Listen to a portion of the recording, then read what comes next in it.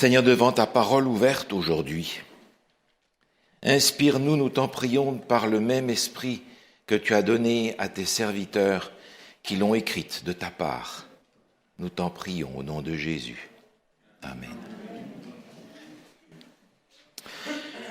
Quand j'étais enfant, c'est-à-dire il y a pas mal de temps en arrière, à un moment donné, c'est ma maman qui était ma monitrice d'école du sabbat. Ça a duré plusieurs années. Je ne me souviens pas grand-chose de ce qu'elle m'a raconté, mais je me souviens d'une chose qui s'est passée un sabbat matin. On était tout un groupe d'enfants, je ne me souviens plus exactement quel âge on avait, mais on n'était pas bien grands. Et on devait probablement, ce sabbat-là, parler de la tentation. Et il y a un petit garçon qui a levé la main et qui a dit « Ah, moi, cette semaine, j'ai résisté au diable. » Alors, ma mère lui a donné la parole, raconte qu'est-ce qui t'est arrivé.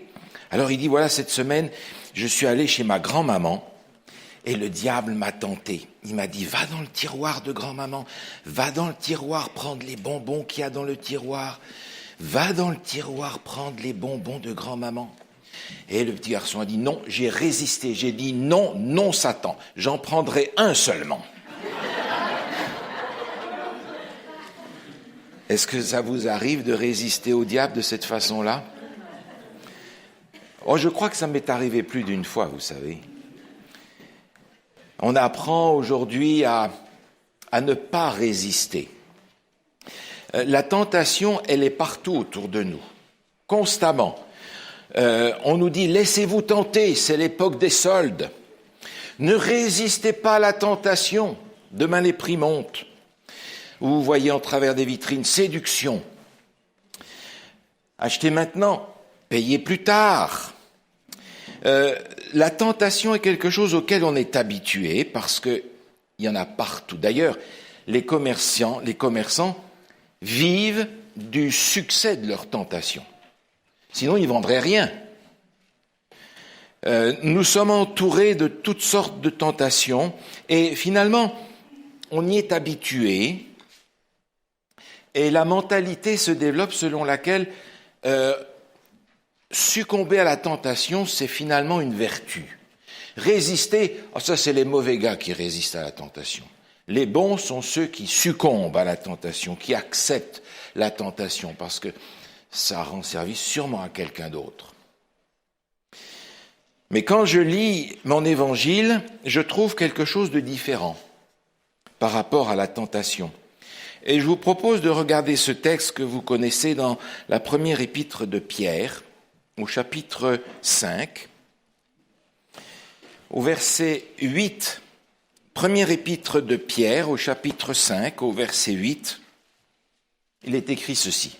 « Soyez sobres, veillez.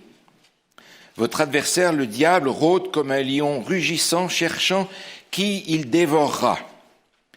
Résistez-lui avec une foi ferme, sachant que les mêmes souffrances sont imposées à vos frères dans le monde. » Quand je lis la parole de Dieu, nous sommes invités à résister à la tentation, à résister à l'ennemi.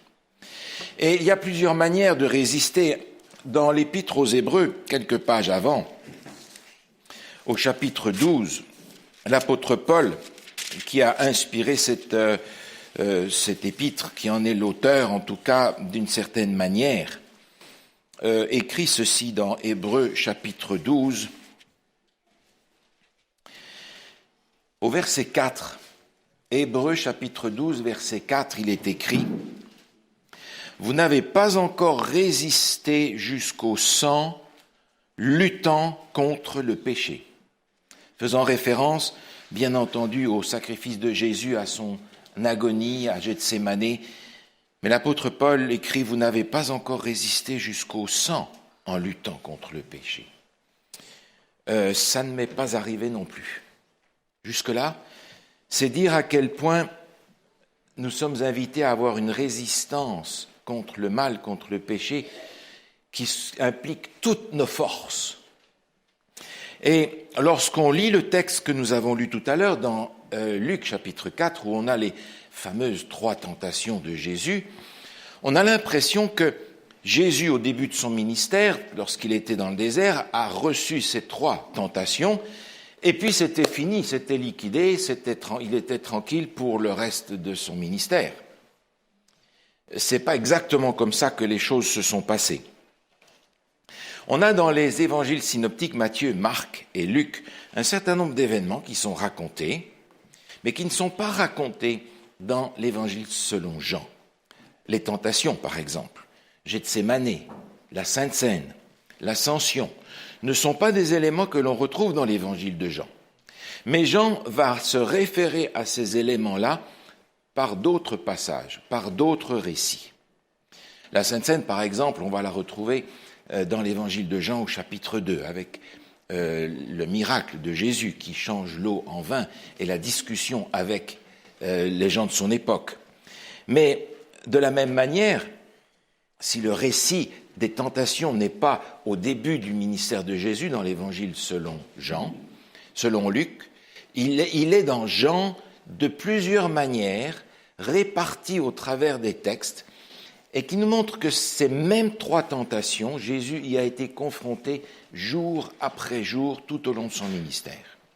Alors je vous propose de regarder cette première tentation. Dans l'évangile selon Luc, il est dit « Si tu es le Fils de Dieu, ordonne que ces pierres deviennent des pains. » Le diable, d'une façon générale, n'a pas besoin de dire grand-chose pour être repéré. Un mot, ça suffit. Si. Quel est l'ange de Dieu qui serait venu dire à Jésus, si par hasard t'es le Fils de Dieu, fais un miracle? Aucun. Le seul qui peut arriver et commencer à dire, si tu es le Fils de Dieu, il n'a pas besoin de dire plus que ça. C'est trop.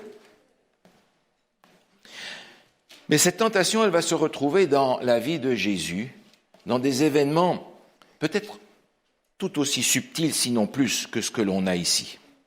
Dans l'évangile selon Jean, chapitre 6, j'aimerais qu'on lise ensemble ce qui est écrit à partir du verset 27. Évangile selon Jean, chapitre 6, verset 27, dans les versets qui précèdent, il nous est raconté l'histoire de la multiplication des pains. Jésus va utiliser 3 fois rien pour nourrir des milliers de personnes. Et Jésus va rencontrer les mêmes gens le lendemain. Jésus va traverser en bateau et il va retrouver les mêmes personnes qui ont été impressionnées par le miracle. Au verset 27, il est dit ceci. « Travaillez non pour la nourriture qui périt, mais pour celle qui subsiste, pour la vie éternelle que le Fils de l'homme vous donnera.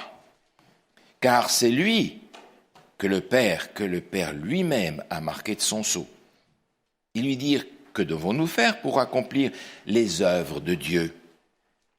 Jésus leur répondit, « L'œuvre de Dieu, c'est que vous croyez en lui, en celui qui l'a envoyé. » « Quel miracle fais-tu donc, lui dirent-ils, afin que nous le croyions et que nous croyions en toi? Que fais-tu? Nos pères ont mangé la manne dans le désert, selon qu'il est écrit, il leur donna le pain du ciel à manger. » Un midrash explique que lorsque le Messie viendra, il viendra à Pâques et qu'il fera tomber de nouveau la manne du ciel. C'est ainsi que la tradition juive s'était étendue à travers le temps. Et les gens de cette époque avaient ramassé ces indications en se disant, voilà, quand ces choses vont arriver, on saura que c'est le Messie. Jésus est venu et il a nourri des milliers de personnes. Le lendemain, Jésus leur dit, le pain du ciel, c'est moi. Et les gens lui disent, mais quel miracle tu fais pour qu'on croie en toi? Mais quel miracle! La veille, ils ont tous mangé à satiété le pain que Jésus leur a fait et les poissons. Mais quel miracle fais-tu pour qu'on croie en toi? Et ils lui disent même presque le miracle qu'il doit faire. Nos pères ont mangé la manne dans le désert. Si tu es le Messie, fais tomber la manne du ciel. Et c'est ça qu'ils attendent. Fais tomber la manne du ciel. Alors Jésus va leur répondre, verset 32. Jésus leur dit, en vérité, je vous le dis, Moïse ne vous a pas donné le pain du ciel. Mais mon Père vous donne le vrai pain du ciel, car le pain de Dieu, c'est celui qui descend du ciel et qui donne la vie au monde. » Et lui dirent, « Seigneur, donne-nous toujours ce pain. » Jésus leur dit, « Je suis le pain de vie. Celui qui vient à moi n'aura jamais faim, celui qui croit en moi n'aura jamais soif. » Et vous vous souvenez comment Jésus va insister. Il va le répéter à plusieurs reprises. Au verset 47, « En vérité, je vous le dis, celui qui croit en moi a la vie éternelle. Je suis le pain de vie. » Verset 51, « Je suis le pain vivant qui est descendu du ciel. Si quelqu'un mange ce pain, il vivra éternellement. Et le pain que je vous donnerai, c'est ma chair que je donnerai pour la vie du monde. » Et là, les gens commencent à réfléchir. Ils disent, mais qu'est-ce qu'il raconte?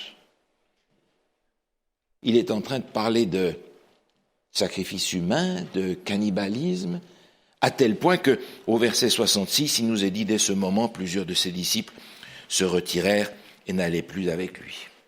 Ils ont décidé qu'il racontait des choses invraisemblables et qu'il n'était pas celui qu'il prétendait être.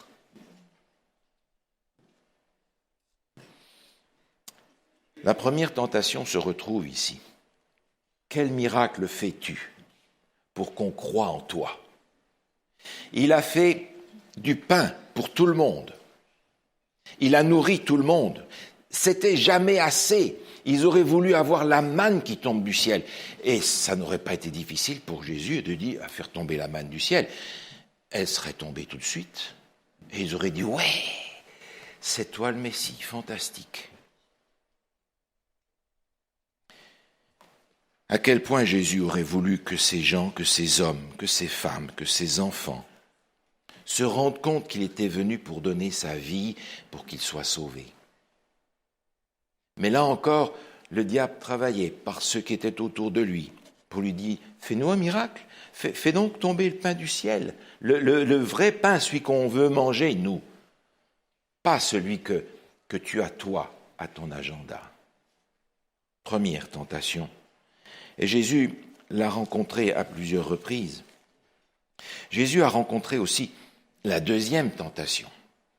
Vous vous souvenez, dans Luc 4, il était dit, « Je te donnerai toute cette puissance et la gloire de ces royaumes que le diable lui montrait, car elle m'a été donnée, menteur, et je la donne à qui je veux.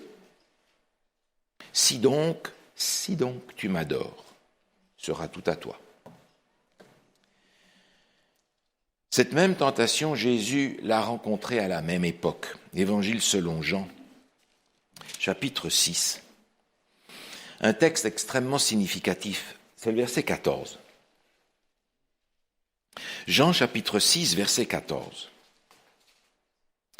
Il est dit, ces gens, ayant vu le miracle que Jésus avait fait, disaient, « Celui-ci est vraiment le prophète qui doit venir dans le monde. » Et Jésus, sachant qu'ils allaient venir l'enlever pour le faire roi, se retira de nouveau sur la montagne, lui seul.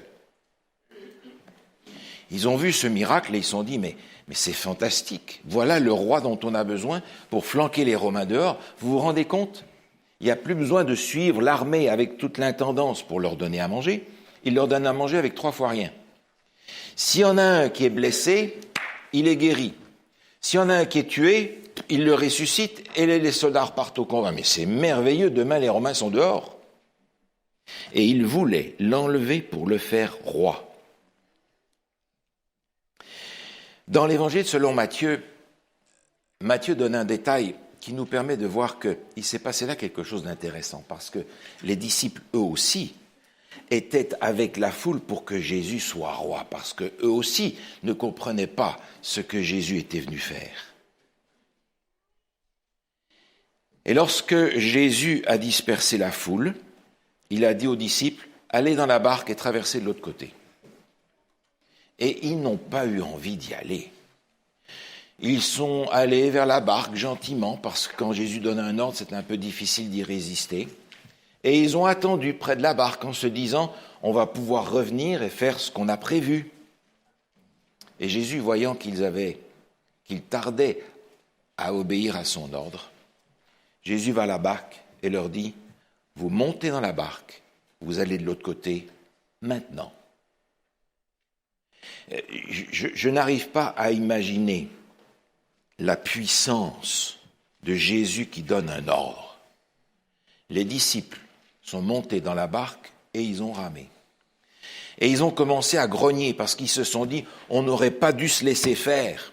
Jésus ne sait pas ce qu'il fait. On aurait dû lui résister et accomplir notre plan. Et ils vont grogner tout le temps qu'ils vont ramer jusqu'à ce que la tempête se manifeste.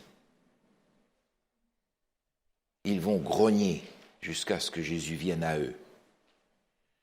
Et ils ne le reconnaîtront pas.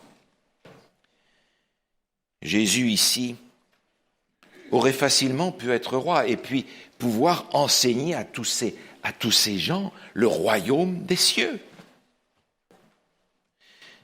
Si tu es le Fils de Dieu, adore-moi et tous ces royaumes, je te les donne comme tu veux. Deuxième tentation. Cette deuxième tentation est venue au cœur de Jésus un peu plus loin encore dans l'Évangile selon Jean au chapitre 12, d'une manière peut-être plus forte encore. Vous vous souvenez, les pharisiens se plaignaient et ils se disaient les uns aux autres, c'est dans Jean chapitre 12 verset 19, vous voyez que vous ne gagnez rien, voici, le monde est après lui. Et le verset suivant nous dit, quelques Grecs, du nombre de ceux qui étaient montés pour adorer pendant la fête, s'adressèrent à Philippe de Bethsaïda en Galilée et lui dirent avec instance, Seigneur, nous voudrions voir Jésus. Les Grecs qui viennent de loin, nous voudrions voir Jésus. Alors Philippe et André vont conduire ces gens à Jésus. Et au verset 23, il est dit, Jésus leur dit, l'heure est venue où le Fils de l'homme doit être glorifié. En vérité, je vous le dis, si le grain de blé qui est tombé en terre ne meurt, il reste seul. Mais s'il meurt, il porte beaucoup de fruits. Celui qui aime sa vie la perdra, celui qui hait sa vie dans ce monde la conservera pour la vie éternelle. Verset 26, si quelqu'un me sert et qu'il me suive, et là où je suis, là aussi sera mon serviteur. Si quelqu'un me sert, le Père l'honorera. Et remarquez le verset suivant. Jésus dit, maintenant, mon âme est troublée. Que dirai-je? Père, délivre-moi de cette heure. Mais c'est pour cela que je suis venu jusqu'à cette heure. Père, glorifie ton nom. Et une voix vint du ciel, je l'ai glorifié, je le glorifierai encore. Les disciples conduisent à Jésus des gens qui viennent de loin et qui disent « on veut voir Jésus ». Alors que les gens de son propre peuple sont en train de le dire « on ne peut plus le voir, cet homme-là ». Et là survient cette immense tentation à Jésus. Il le dit, l'heure est venue où il faut que le grain meure pour qu'il porte beaucoup de fruits, faisant référence à son sacrifice. Mais quand il voit ces gens venir à lui, de loin, et qui veulent entendre Jésus, qui veulent le voir, qui sont prêts à recevoir ce qu'il a à dire, la tentation est énorme de passer à côté de la croix pour prêcher l'évangile à tous ces gens-là. Et Jésus dit, mon âme est troublée. Délivre-moi de cette heure. On a l'impression d'entendre Jésus à Gethsémani ici, qui aimerait passer à côté de la croix, mais qui se rend compte que, comme il le dit, non, c'est pour cette heure-là que je suis venu. Jésus ici est confronté à cette tentation de passer à côté de la croix et d'aller dans les royaumes de ce monde, parler à ceux qui sont prêts à l'entendre, alors que son peuple ne veut plus rien savoir de lui. La deuxième tentation, Jésus y a été confronté bien plus qu'une fois.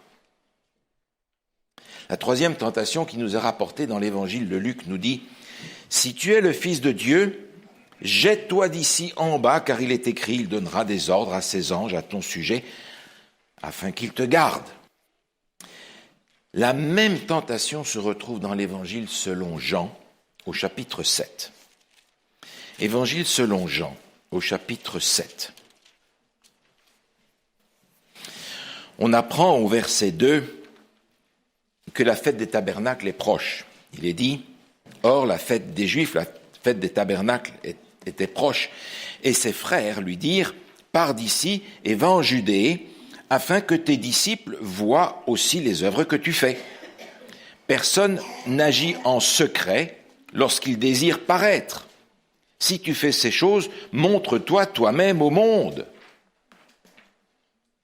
Les frères de Jésus, qui ne comprenaient pas et qui ne croyaient pas dans son ministère, lui ont dit, écoute, qu'est-ce que tu fais là, à tourner en rond? Tu veux qu'on te connaisse? Mais va à Jérusalem, va à la fête, fais tes miracles, et les gens vont dire, bravo, voilà le Messie qui est arrivé. C'est ça que tu veux? Vas-y. Si tu veux être connu, reste pas caché dans un coin. Verset 6, Jésus leur dit, mon temps n'est pas encore venu, mais votre temps est toujours prêt. Le monde ne peut vous haïr. Moi, il me hait parce que je rends de lui le témoignage que ses œuvres sont mauvaises. Fais-toi connaître, fais quelque chose d'extraordinaire, jette-toi en bas du temple et des anges vont te porter, ça va être extraordinaire, les gens vont voir un miracle, ils vont dire « Waouh, ça c'est le Messie ». Montre-toi. Ça aurait été facile pour Jésus de faire ça. Mais il n'était pas venu pour ça.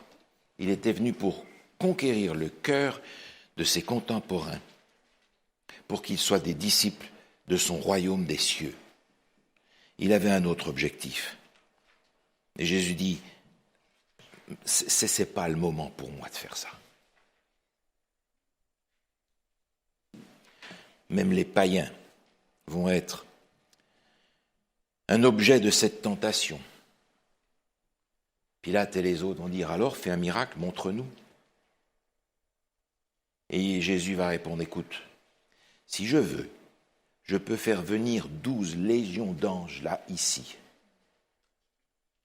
Mais c'est pas pour ça que je suis venu. Mon royaume n'est pas de ce monde. Cette troisième tentation de Jésus, il l'a rencontrée à bien des moments. Et comme nous, les mêmes tentations reviennent, avec peut-être cette différence, c'est que nous, on tombe chaque fois dedans.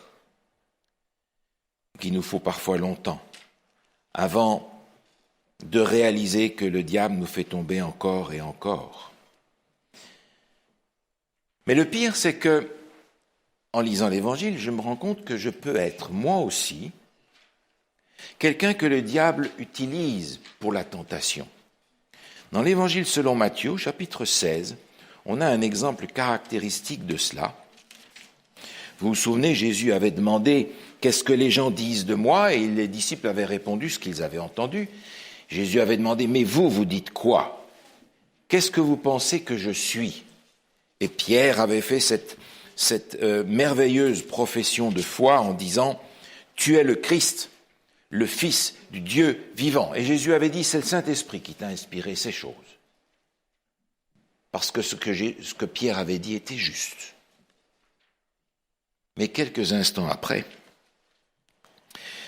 il nous est écrit au verset 21, il est écrit verset 21, dès lors Jésus commença à faire connaître à ses disciples qu'il fallait qu'il aille à Jérusalem, qu'il souffre beaucoup de la part des anciens, des principaux sacrificateurs et des scribes, et qu'il soit mis à mort et qu'il ressuscite le troisième jour. Pierre, l'ayant pris à part, se mit à le reprendre et dit « À Dieu ne plaise, Seigneur, cela ne t'arrivera pas. » Mais Jésus, se retournant, dit à Pierre, « Arrière de moi, Satan, tu mets en scandale, car tes pensées ne sont que les pensées des hommes, mais pas celles de Dieu. » Tu mets en scandale, c'est-à-dire tu es pour moi une pierre qui va me faire trébucher, et je réalise tout d'un coup que si Pierre d'un côté est inspiré par le Saint-Esprit, quelques instants après, il peut être l'instrument du diable que Jésus réprime. Arrière de moi, Satan. Il n'a pas dit Pierre, mais à Satan qui parlait par Pierre. Quand Jésus parle à quelqu'un qui lui dit arrière de moi, Satan, c'est pas exactement un compliment. Et je réalise que je peux être moi aussi quelqu'un que le diable va utiliser pour faire tomber quelqu'un d'autre. Même si 5 minutes avant, le Seigneur m'a inspiré pour annoncer une réalité. Et je prends peur parce que je me rends compte que tout d'un coup, je ne suis vraiment pas à l'abri des tentations et je ne suis vraiment pas prêt à résister à ces tentations comme Jésus l'était. Et dans l'Épître aux Hébreux, il est un texte qui nous trouble quand même à ce sujet de la tentation. Hébreux, chapitre 2, au verset 17. Il est question de Jésus, et il est écrit ceci. En conséquence, Jésus a dû être rendu semblable en toutes choses à ses frères, afin qu'il soit un souverain sacrificateur, miséricordieux et fidèle, dans le service de Dieu pour faire l'expiation des péchés du peuple. Car, du fait qu'il a souffert lui-même et qu'il a été tenté, il peut secourir ceux qui sont tentés. J'apprends que Jésus a été rendu semblable à chacun d'entre nous sans commettre de péché. Un peu plus loin, au chapitre 4, ça nous est répété au verset 15. Car nous n'avons pas un souverain sacrificateur qui ne puisse compatir à nos faiblesses. Au contraire, il a été tenté comme nous en toutes choses sans commettre de péché. Tenté comme nous en toutes choses. Alors je me pose la question, est-ce que Jésus a été tenté de manger une plaque de chocolat suisse d'un seul trait? Probablement pas. Est-ce que Jésus a été tenté d'aller voir des films questionnables? Je ne pense pas. Est-ce que Jésus a été tenté de s'acheter à crédit une grosse Cadillac pour remplacer sa vieille Suzuki? Pas sûr. Mais ça, c'est les tentations qu'on a peut-être. Mais Jésus, est-ce qu'il a été tenté comme nous en toutes choses? Permettez que je vous lise dans le livre Jésus-Christ, à la page 97, 116 en anglais, ce paragraphe écrit par Ellen White. Bien des personnes n'aperçoivent pas les conséquences qui découlent pour elles du conflit entre Christ et Satan. Et par conséquent, elles s'y intéressent peu. Pourtant, ce conflit se produit dans chaque cœur humain. Personne n'abandonne les rangs du mal pour entrer au service de Dieu sans devenir l'objet des attaques de Satan. Les séductions auxquelles le Christ eut à résister sont celles contre lesquelles nous luttons avec tant de peine. Elles furent d'autant plus violentes que son caractère était supérieur au nôtre. Portant sur lui le poids effroyable des péchés du monde, le Christ fut soumis à l'épreuve de la convoitise, de l'amour du monde, du désir de paraître, qui fait tomber dans la présomption. Ces mêmes tentations avaient vaincu Adam et Ève, et elles ont raison de nous trop facilement. Ah, tenté comme nous en toutes choses. Je comprends maintenant que Jésus a été tenté par la convoitise, tenté par l'amour du monde, par le désir de paraître. Mais ça peut se traduire de 1000 façons différentes pour nous aujourd'hui comme pour lui à ce temps-là. Et si je regarde bien, les fameuses 3 tentations qui sont dans Luc et les autres que l'on rencontre tout au long de l'Évangile, en fait, ce ne sont pas des tentations, c'est une tentation. C'est toujours la même. C'est la tentation d'utiliser sa puissance divine pour remplir son ministère, venir au secours de son humanité. C'est là la tentation à laquelle il a dû résister du début jusqu'à la fin et qui se traduit de différentes façons, c'est-à-dire le diable va arriver par différents angles pour apporter la même tentation avec un décor emballé dans un papier un peu différent, mais ça revient au même. Et finalement, quand on y réfléchit, pour nous c'est pareil. Pour nous c'est la même chose parce que si la tentation de Jésus était d'avoir recours à sa nature divine pour venir au secours de sa nature humaine, la tentation que nous avons, nous, est de ne pas aller chercher l'aide de Dieu et de nous en sortir tout seuls par nous-mêmes, avec ce qu'on est capable de faire.